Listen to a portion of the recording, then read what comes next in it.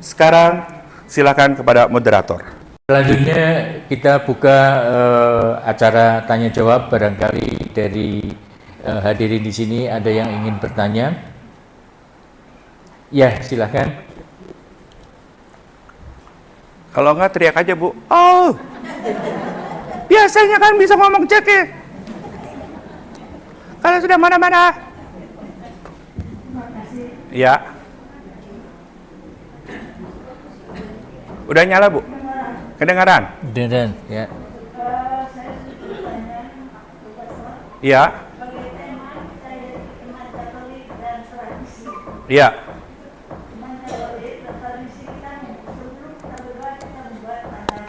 Salib. Amin. Dan ingin saya tanyakan, karena kalau ada seseorang yang memimpin doa, dia akan membuka doa dengan membuat tanda salib. Dikatakan, mari kita membuat tanda kemenangan hitam, atau yang betul tanda kemenangan Kristus. Itu yang saya tanya, supaya kita berjelas untuk memimpin doa. Iya. Mau tanda kemenangan Kristus, tanda kemenangan kita sama-sama. Boleh. Itu suka-suka yang ngomong. Yang penting adalah tanda salibnya benar. Coba Ibu buat tanda salib. Coba Ibu buat tanda salib. Nah, coba yang di sini. Tuh kan ada yang benar, ada yang salah. Tapi nggak apa-apa. Iya. Harusnya sampai ke perut atau ke pusar, jangan di dada. Karena jadi salibnya terbalik. Jadi boleh aja, Bu. Itu adalah kadang-kadang kita malah, mari kita memulai dengan tanda kemenangan Kristus, tanda kemenangan kita, sama-sama itu adalah hanya pengantar. Tapi yang jelas, tandanya adalah tanda salib. Atau kita langsung, mari kita membuat memulai doa ini dengan tanda salib. Lalu kita ngomong juga dalam nama Bapa, Putra dan Kudus, amin. Sama semuanya, nggak jadi masalah. Iya. Saya cuma mau nambahin. Iya. Waktu saya jadi ketua lansia, kebetulan Pastor Video. Jadi kita memang mengadakan perayaan Sintiam. Terus ada pohon ampau juga dibuat. Iya. Tapi kalau dalam gereja, kalau pastornya pakai baju merah, itu semua bisa dan diikutin. Oke. Jadi tahun berapa ya saya lupa. Ya pastornya. Iya, waktu saya itu belum lahir di Konica ini. Ya, belum. Ya. Terima kasih, Ibu. Jadi dulu sudah ada, seharusnya kalau memang yang tradisi yang nggak pernah diprotes, nggak jadi kontroversi, tetap bisa diadakan. Hanya tetap akhirnya berpulang juga kepada kemarin waktu di dalam rapat juga, kita mau adakan, semuanya diam, jadi ya udah. Masa pastor yang ngadain tapi dewannya tidak setuju. Jadi kita diam saja udah.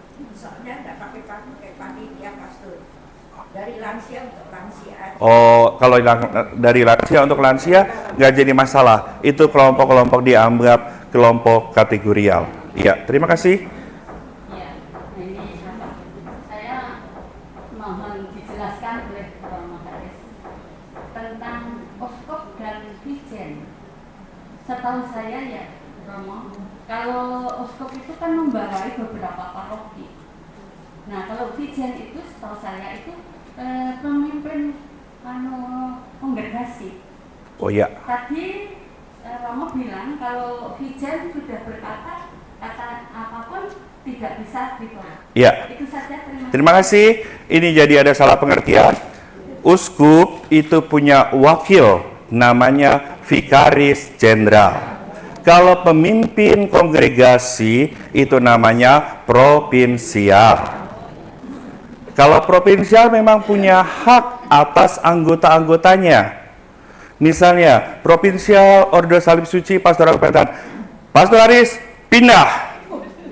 Ya, saya harus pindah. Tapi kalau Fikjen mengatakan, Pastor Haris pindah, gua nunggu dulu. Kalau Fikjen ya, saya nunggu dulu surat dari uskup. Kenapa? Walaupun dia wakil, tapi untuk beberapa urusan semua harus ada tanda tangannya uskup. Jadi agak beda ya. Itu Fikjen itu wakil dari Bapak Uskup, sama kekuasaannya seluruh Keuskupan Agung Jakarta. Tapi ada hal-hal yang memang bukan wewenangnya Fikjen. Jadi kalau Bapak Uskup mengatakan, mulai saat ini Bapak Fikjen jangan memberi krisma lagi ya, sakramen penguatan, ya udah, boleh saja. Itu suka-sukanya Bapak Uskup, seperti ada lagu Suka-Sukamu Tuhan. Musiknya bagaimana Pak?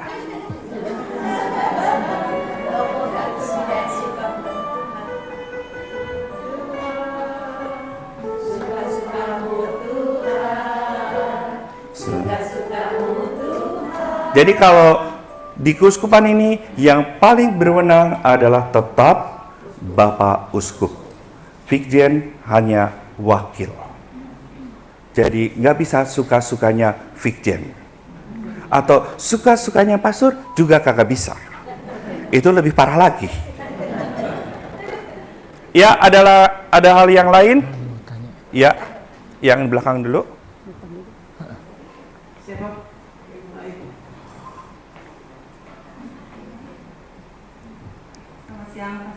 Selamat siang. Saya mau tanya, cici saya kan masih sembayangan. Ya. Nah, biasanya kan kalau sebelum Sintia kan suka sembayang gitu. Ya. Nah, saya sebagai seorang Katolik itu boleh nggak misalnya, kan sembayangnya katanya untuk mama papa. Iya. Boleh nggak itu sembayang gitu pakai hio? Boleh. Makasih ya. Jadi kalau misalnya, apalagi misalnya saya anak tertua, saya Katolik, tapi papi mami Buddha atau Konghucu, lalu saudara-saudaranya ada yang Buddha dan Konghucu. Sebagai anak tertua, saya harus melayani mereka, mempersiapkan altarnya dengan berbagai macam makanan, 12 macam, termasuk kepala babi, bandeng, samcan, apalagi ya, bacang, dan siomay. Saya nggak tahu, lupa lagi. Dan macam-macam juga kue, ada dodolnya, ada kue mangkoknya, dan kue-kue yang lain. Mempersiapkan boleh, tapi ketika kita berdoa tetap kita buat tanda salib lalu pakai hio, nggak jadi masalah. Tadi Paus siapa tadi? Paus Pius ke-12 kalau tidak salah ya. Pius keberapa tadi? Tahun 1939. Ya, Paus Pius ke-12 tahun 1939 mengizinkan praktek mendoakan arwah orang tua dengan menggunakan hio dengan kesadaran penuh bahwa doa dan penghormatan tetap ditujukan kepada Tuhan. Jadi boleh pakai hio. Kita mempersiapkan boleh. Kalau misalnya cicinya mempersiapkan, kita berdua pakai hio, silakan aja. Makanya kemarin beberapa bulan yang lalu ada keluarga Katolik, suaminya Katolik, istrinya dan anak-anaknya Buddha. Lalu si papinya meninggal. Mereka bingung doanya mau apa. Lalu saya berkatakan, kita misa penghormatan kepada yang meninggal karena dia Katolik. Lalu setelah itu saya bilang, sekarang pasang itu tempat hio. Sekarang istri dan anak-anak berdoa, saya bilang. Pakai kue 3 kali. Langsung mereka melakukannya dan mereka bahagia. Jadi kalau memang dalam keluarga masih ada beberapa agama, silakan lakukan. Jangan mengatakan, gua nggak boleh lagi berdoa. Lalu di sini ada ininya, ada fotonya kan. Lalu kita, enggak, doanya dari pinggir aja. nggak usah juga gitulah. Kita tetap menghargai tradisi. Gereja Katolik tidak anti tradisi yang ada, sejauh tidak bertentangan dengan iman Katolik. Apalagi mendoakan orang tua sesuai dengan tradisi iman kita juga. Bahwa kita pun selalu kan mendoakan yang telah meninggal, orang tua, saudara-saudara yang lain, semuanya kita doakan. Jadi boleh-boleh saja. Dan kalau ada, jangan lupa undang saya. Gua makan semua. Lalu ini berhubungan dengan doa yang tadi. Apakah makanan-makanan yang sudah konon dipersembahkan itu boleh dimakan? Boleh aja. Bagi. Masa dibuang? Kalaupun saya tidak mau makan, berikanlah kepada yang mau makan. Dan saya ingat waktu kecil kalau di kuburan itu malah banyak yang datang. Nunggu kita selesai sembahyang, lalu terjadilah penyerbuan. Jadi boleh dimakan. Kita ingat juga, Santo Paulus pernah mengatakan juga dalam suratnya, saya lupa, kalau tidak menimbulkan batu sandungan, silakan makan. Persembahan yang sudah dipersembahkan itu. Kalau tidak jadi batu sandungan. Artinya kalau memang di situ jadi batu sandungan, ya udah kita nggak usah melakukannya. Entah karena udah dimakan oleh arwahnya si itu, ya terserah. Emangnya rasanya berubah? Apakah yang tadinya manis menjadi pahit? Toh tetap sama. Jadi kalau mau makan silakan sesuai dengan keyakinan kita. Ya, Pastor, Ya. saya yang mau tanya ini, Pastor. Ya. Kalau dari penjelasan ini mungkin bisa saya kategorikan ada dua bagian, Pastor. Satu material dan dua sikap batin. Material itu adalah ya pakai pakai makanan dan sebagainya, itu istilah material ya. Kemudian sikap batin. Nah, melanjutkan tadi ya asalkan kita berdoanya kepada Tuhan dan seterusnya. Nah, mengenai sembahyang arwah ya, bisa aja bahwa kita mengikuti itu, tetapi kita mengharap dari arwah leluhur, berilah kami rezeki, berikan jodoh dan sebagainya. Bagaimana, Rawan? Nah, kalau kita minta jodoh kepada siapa? Enggak, jangan sampai Tuhan dulu. Obrol dulu dong. Nanti dulu saya ingin tanya, siapa yang di sini statusnya bebas? Saya ingin bertanya, siapa yang janda? Berarti statusnya bebas. Ini janda mati kan? Siapa yang duda? Oh, kagak ada dudanya. Kalau ada duda, gua kawinin juga boleh. Asal statusnya bebas. Jadi kita tetap berdoa itu kepada Tuhan, memohon semua berkat, rahmat, berkat kepada Tuhan, bukan kepada leluhur. Kita juga sebenarnya kalau misalnya dalam gereja, kadang-kadang kita berdoa lewat perantaran santo dan santa. Itu leluhur kita juga. Tapi kita yakin mereka adalah orang-orang kudus. Dengan perantaran para kudus, kita juga memohon sesuatu. Misalnya kehilangan kunci. Kita berdoa kepada Santo Antonius dari Padua. Tuhan, di mana kunci saya? Lalu Tuhan, Santo Antonius mengatakan, ada di sono. Lalu kita temukan. Kalau misalnya Santo Antonius, berilah aku cinta. Dapat di mana? Kagak dapat. Jadi harus doanya sesuai. Tapi memang sebaiknya kita berdoa itu kepada Tuhan pemberi segala yang baik. Bukan berdoa kepada leluhur. Kita hanya bersyukur kita punya leluhur. Punya orang tua, punya orang tuanya lagi dan seterusnya. Kita bersyukur karena mereka kita ada di dunia ini. Kalau mereka nggak ada, saya pun tidak ada. Maka kita yang syukuri itu. Bahwa kita adalah bagian dalam sejarah yang sudah ada. Jadi yang berdoa mohon rezeki dan lain-lain bukan kepada leluhur, tetapi kita berdoa kepada Tuhan. Walau dalam tradisi gereja Katolik ada juga kita berdoa lewat perantaraan Santo Santa. Atau kita juga kadang-kadang kan doa novena kepada novena 3 Salam Maria. Emangnya Santa Maria itu biro jodoh ya?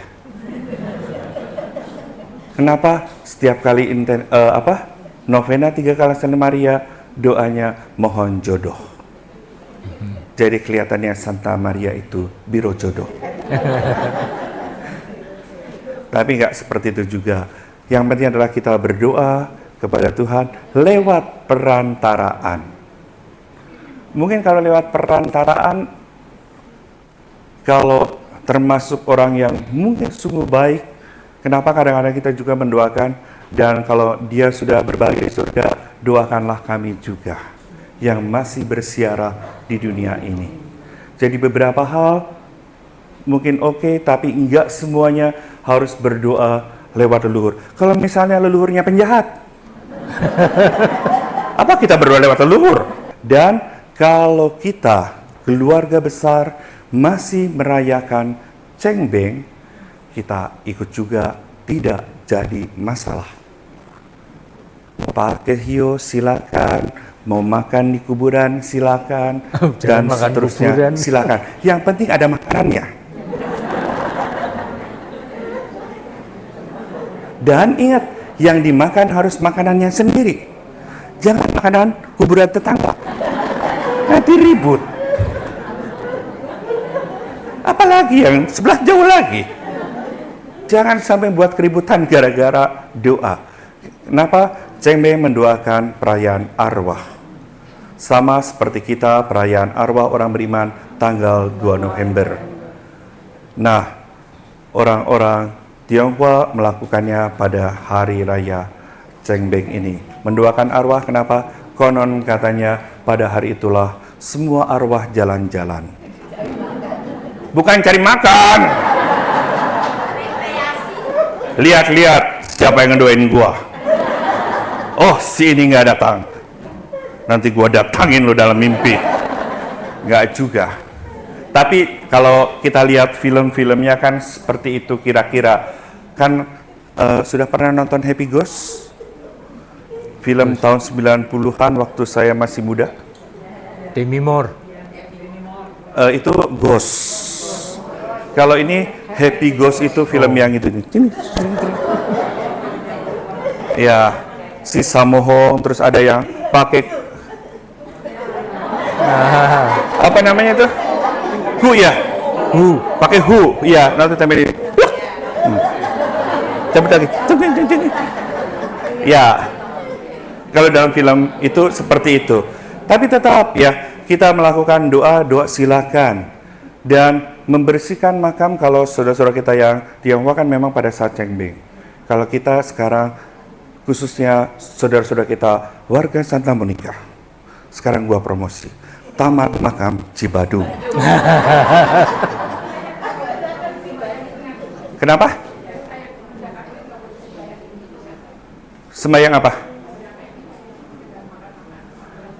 Kalau kita masih menghormati tradisi, silakan. Mau dikasih makanan ke, mau apa, yang makan toh manusia, bukan setan. Kalau misalnya amit-amit udah meninggal, ianya mau disembahyang pakai begituan. Kalau misalnya saya Katolik tapi anak saya Buddha, nggak masalah. Mau dikasih babi juga nggak apa-apa. Tapi babinya jangan hidup. Di surga nggak ada kompor. Susah masaknya. Jadi tergantung, kita lihat situasinya. Kalau semua anak Katolik nggak perlu lagi seperti itu. Tapi kalau misalnya masih ada saudara lain yang bisanya berdoa secara Buddha, secara Konghucu, ya dipersilakan. Seperti tadi saya katakan, yang meninggal itu, setelah mereka berdoa secara pakai kue dan seterusnya, udah mereka merasa srek, Berdiri, saya sudah berdoa sesuai dengan keyakinan saya. Sana kemari ya. Lalu kan mau dikremasi juga, sekarang doa dulu secara Katolik. Setelah itu keluarga mau berdoa secara Buddha, silakan. Persis juga kalau kita ingat ketika Paus Yohanes Paulus II meninggal. Berapa agama yang mendoakan? Dengan doanya masing-masing. Dari gereja Katolik ini, dari Ortodoks dan seterusnya, termasuk juga saudara-saudara kita yang berbeda agama, lalu mereka mendoakannya, dipersilakan. Sesuai dengan keyakinannya masing-masing, dengan caranya. Tapi kita nggak perlu ikut-ikutan. Tapi kalau misalnya tradisi, saudara kita harus pakai baju, kalau ada yang meninggal pakai baju Putih. Belacu. baju belacu dan lain-lain, pakai aja, nggak jadi masalah itu sih. Emangnya dengan nggak pakai, kalau pakai baju belacu lalu beda lagi? Kenapa? Karena kita ingat bahwa saudara-saudara kita di daerah Gunung Sindur dan daerah Cisauk sana, Cibennya masih banyak. Cina Benteng, Cina Bogor, masih pakai, kalau meninggal masih pakai ya itunya perahu, lalu beratnya entah berapa ton, lalu keluarga sudah dengan paketnya, hari ini harus pakai baju warna ini, harus dikasih tanda dan seterusnya. Itu nggak jadi masalah bagi kita. Itu hanya tanda lahiriah. Yang penting adalah batinnya. Ada pertanyaan lagi dari hadirin? Ya Bu, silahkan Bu, sebentar. sama. Iya. Saya ingin tanya, seandainya kami kunjungan ke wihara Iya. dalam rangka Imlek, itu sebaiknya kalau saya sih tidak melakukan, bagaimana sikap kami untuk datang di wihara itu? Untuk apa, Bu? Untuk kunjungan mengucapkan untuk ada Bante selama Imlek. Oh, kalau kunjungan ya boleh aja. Maksudnya di dalam wihara itu saya tidak melakukan apa-apa menghormati. Tidak. Jadi gini, Bu. Kalau kita di tempat agama lain, kita harus menghormati tradisi mereka. Kalau misalnya semua menghormati Dewi Kuan Im, ya kita udah hormat aja. Boleh aja. Tapi nggak usah pakai sampai 3 kali gitu, nggak perlu. Tapi kita tetap menghormati. Seperti kalau kita masuk masjid, buka sendal, buka. Harus yang perempuan, kalau ingat waktu ke Turki, ke masjidnya Sofia, harus pakai kudung, pakailah kudung. Supaya kita menghargai, menghormati mereka. Jangan masuk masjid, you can see. Oh, diketok gitu. Sama seperti waktu ke Bali juga kan, mau masuk ke pura harus pakai sarung, kain, kita juga pakai kain. Jadi kita menghargai, menghormati tradisi yang ada. Malah kadang-kadang saya nakal. Tahun yang lalu saya datang ke Petak 9. Setelah dari gereja Maria Fatima, di seberangnya ada kelenteng apa, saya lupa lagi namanya. Lalu saya masuk, terus diajar, Bapak begini, diajarin, sekarang pakai ini dulu. Karena saya, ya ikut. Lalu artinya dapat rezeki, dapat jodoh. Terima kasih. Ya udah, kangenin aja tuh kertasnya. Ya udah, setelah itu udah. Yang penting adalah kita menghargai, menghormati. Dan saya sih ya hanya pengen tahu aja. Setelah itu saya nggak harus meyakini. Lalu sebenarnya, untung gua dapat jodoh tahun ini. Nggak juga kan? Ya udah, Jadi kita hargai, hormati apapun tempat ibadah agama-agama yang ada di dunia ini. Kenapa? Karena kita harus punya tenggang rasa, kita punya solidaritas, seperasaan. Jadi nggak usah kadang-kadang kan kita masuk kelenteng, masuk jangan, masuk jangan. Ya udah masuk aja, nggak jadi masalah. Yang penting adalah kita kalau berdoa pun tetap kita berdoa kepada Tuhan. Kalau kita kadang-kadang kan saya kalau masuk kelenteng itu lihat luar biasa, bagus-bagus kan semuanya, ada patung ini, patung itu.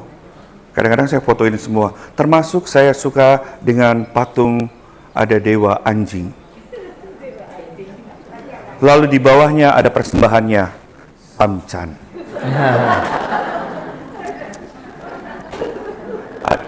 Itu yang di petak 9 yang di depan.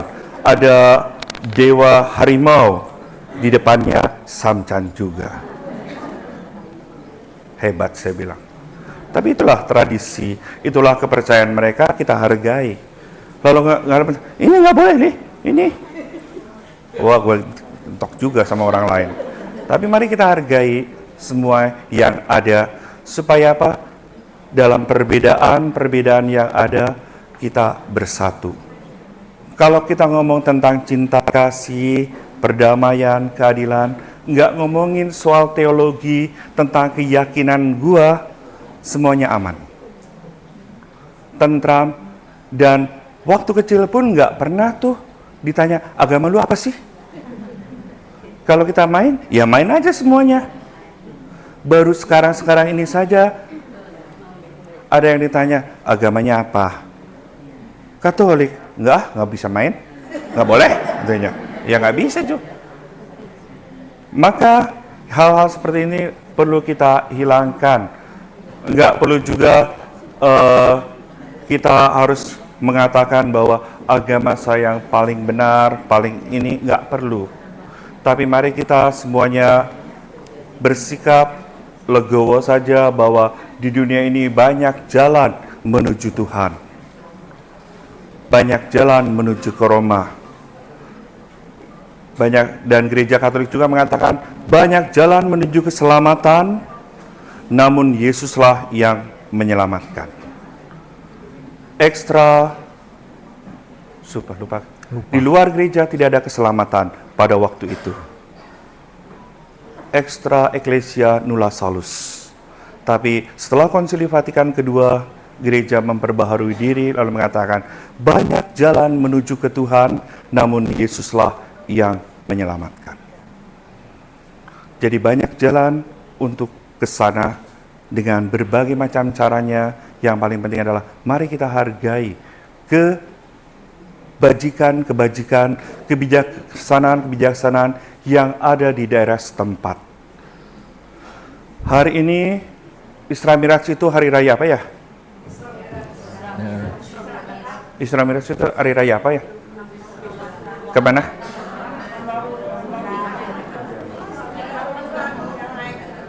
Naik buruk.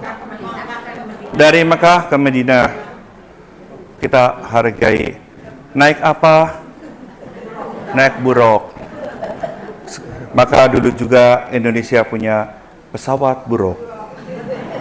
Jadi kalau mau surga, naiklah buruk. Dan kalau jatuh, semua masuk surga.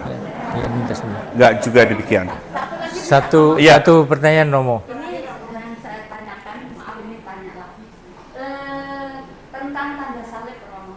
Iya. Dalam kegiatan sehari-hari, umpamanya dalam persekutuan doa, di gereja saja kan sekarang tanda salib hanya 2 kali. Awal dan penutup. Iya. Terus di dalam kegiatan itu bagaimana, Romo, kepastiannya? Karena ada yang setelah baca kitab suci, buat tanda salib lagi, terus itu menjelaskan. Iya. Romo, terima kasih. Ya, dalam merayakan Ekaristi, 2 tanda salib secara umum dilakukan di awal dan diakhiri dengan berkat. Di sela-sela itu, bukan di sela-sela, di antara itu ada doa-doa pribadi. Kalau itu hanya pribadi, silakan. Kadang-kadang, semoga Allah yang Maha Kuasa mengampuni, terlalu buat tanda salib lagi. ketika pastor memberkati, buat tanda salib juga gitu. Nggak perlu, tapi kalau yang memang itu keyakinannya pribadi, silakan.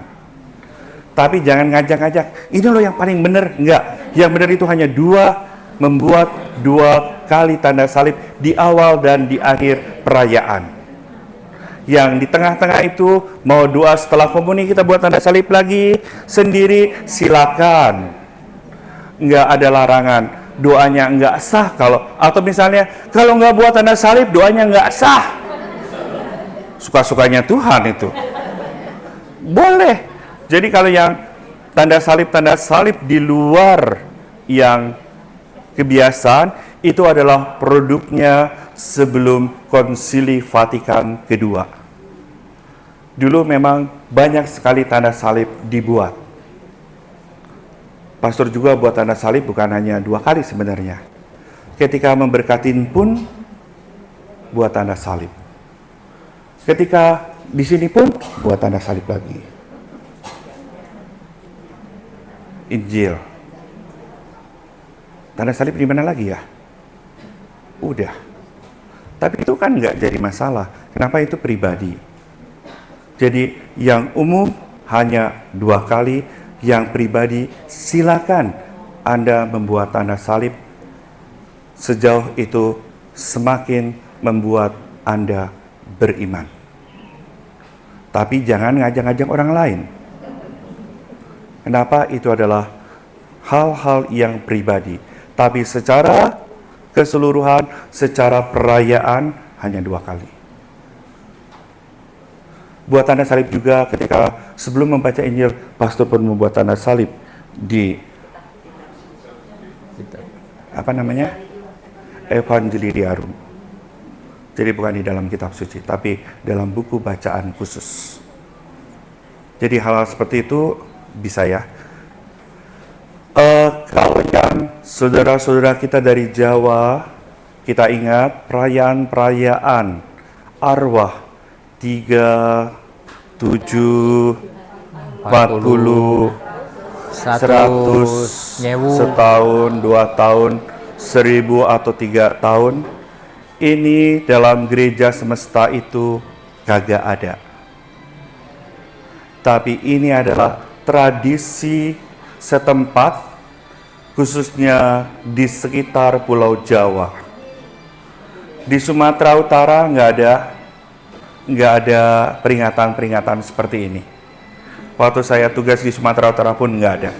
Tapi karena banyak orang-orang Batak merantau ke Jawa lalu pulang ke sana lalu mengatakan, "Pastor, boleh nggak kita seperti saudara kita di Jawa perayaan 40 hari meninggalnya?" Silakan.